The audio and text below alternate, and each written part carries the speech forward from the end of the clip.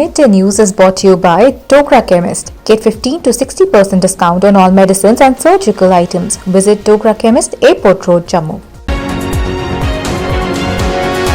Corona संक्रमित मरीजों की मौत का ग्राफ अब धीरे धीरे नीचे की ओर आने लगा है। वीरवार को जम्मू कश्मीर में 37 मरीजों की मौत हुई।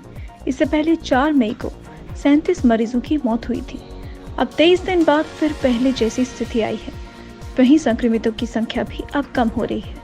वीरवार को 2769 लोगों में संक्रमण की पुष्टि हुई। इसे मिलाकर अब तक 2,81,628 लोग संक्रमित हो चुके हैं। पिछले 24 घंटों में 4,352 मरीज स्वस्थ होने के साथ ही अब तक 2,35,617 मरीज स्वस्थ हो चुके हैं। वित्त आयुक्त अरुण कुमार मेहता अब जम्मू कश्मीर के नए मुख्य सचिव होंगे। वर्तमान मुख्य सचिव BVR सुब्रमण्यम को केंद्र सरकार में वाणिज्य सचिव नियुक्त किया है। केंद्रीय गृह सचिव अजय भल्ला ने उपराज्यपाल मनोज सिन्हा को भी औपचारिक रूप से सूचित कर दिया है। सुब्रमण्यम 30 जून को वाणिज्य सचिव की जिम्मेदारी संभालने से पूर्व लगभग 1 माह तक इसी विभाग में विशेष ड्यूटी पर रहेंगे। 30 मई को मोदी सरकार के सत्ता में 7 साल पूरा होने के उपलक्ष्य में उधमपुर डोडा संसदीय क्षेत्र में 28 मई से रक्तदान शिविरों का भी आयोजन होगा। संसदीय क्षेत्र के 6 जिलों में 30 मई को पंचायत स्तर पर आयोजित होने वाले कार्यक्रमों में कोरोना की रोकथाम संबंधी सामान, राशन आदि वितरित की जाएगी। ये रणनीति वीरवार को डॉक्टर जितेंद्र सिंह की संसदीय क्षेत्रों के नेताओं के साथ हुई वीडियो कॉन्फ्रेंसिंग में बनी। 30 मई को लोगों में फेस मास्क, दस्ताने, सैनिटाइजर, ऑक्सीमीटर, राशन बांटने के साथ रक्तदान शिविर का भी आयोजन होगा। DRDO की ओर से जम्मू के भगवती नगर में बनाया जा रहा 500 बिस्तरों की क्षमता वाला कोविड अस्पताल लगभग बनकर तैयार है। उपराज्यपाल मनोज सिन्हा शुक्रवार को इस अस्पताल का निरीक्षण करेंगे। शनिवार से अस्पताल में मरीजों को भर्ती करना शुरू किया जा सकता है। अंतिम फैसला शुक्रवार को ही उपराज्यपाल के निरीक्षण के बाद किया जाएगा। भगवती नगर में अपनी तरह का ये जम्मू संभाग में पहला अस्थायी कोविड अस्पताल बना है। इसमें 125 बिस्तर ICU के हैं, जबकि 375 बिस्तर ऑक्सीजन की सुविधा वाले होंगे। अस्पताल में अभी वेंटिलेटर लगाने का काम अंतिम चरण में चल रहा है। कोरोना संक्रमण से उपजे हालात का असर जम्मू कश्मीर में जारी आतंक रोधी अभियानों पर भी पड़ा है।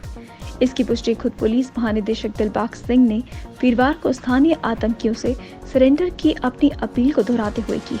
उन्होंने कहा कि हमारा पूरा प्रयास है कि कोई भी युवक आतंकी नहीं बने और जो बना है उसे मुख्य धारा में शामिल किया जाए। DGP दिलबाग सिंह वीरवार को दक्षिण कश्मीर में अनंतनाग और कुलगाम जिले के दौरे पर थे।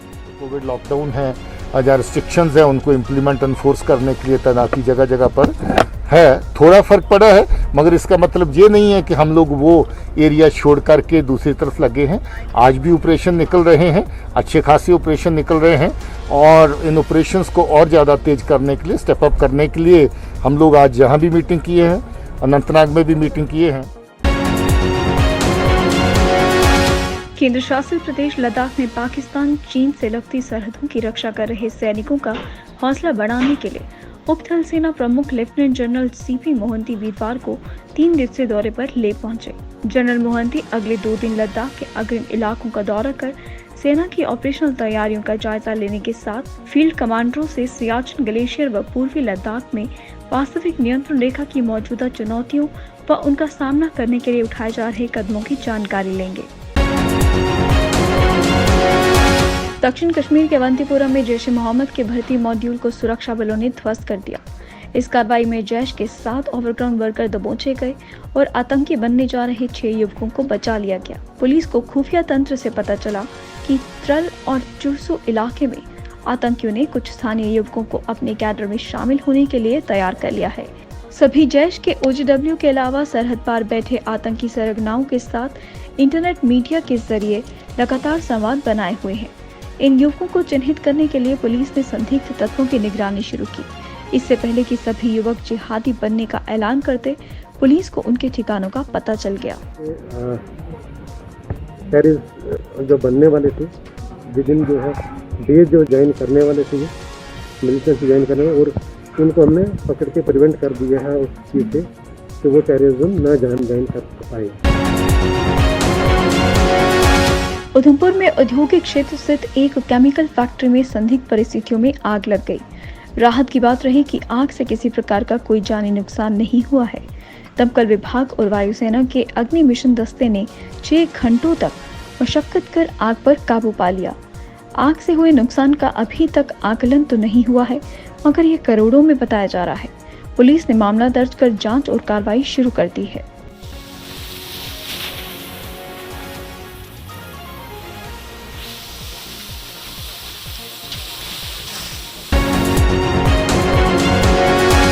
भारत सरकार ने कोरोना से होने वाली मौतों को सरकारी आंकड़ों की तुलना में कई गुना ज्यादा होने की न्यूयॉर्क टाइम्स की रिपोर्ट को पूरी तरह खारिज कर दिया है। स्वास्थ्य मंत्रालय के संयुक्त सचिव लव अग्रवाल ने रिपोर्ट को आधारहीन बताया, जबकि नीति आयोग के सदस्य डॉक्टर वी के पॉल ने कहा कि न्यूयॉर्क टाइम्स की गणना के हिसाब से न्यूयॉर्क में पिछले साल 1.75 लाख मौतें हुई होंगी, जबकि केवल 16,000 मौतें रिपोर्ट की गईं। 2 लाख हमारा सीरो सर्वे जो इसी मंच से शेयर किया गया था, जब दिसंबर जनवरी में हुआ तो हमने पाया कि अगर हम एक्सट्रापोलेट करते हैं इसी तरह से, क्योंकि हमें सीरोलॉजी से पता लगा कि इन्फेक्टेड लोग कितने हैं और एक्चुअल रिपोर्टिंग जो हमारी सिस्टमेटिक चल रही है इतनी रोबस्ट, उससे पता लगा कि कितनों को हमने एक्चुअली कंफर्म किया।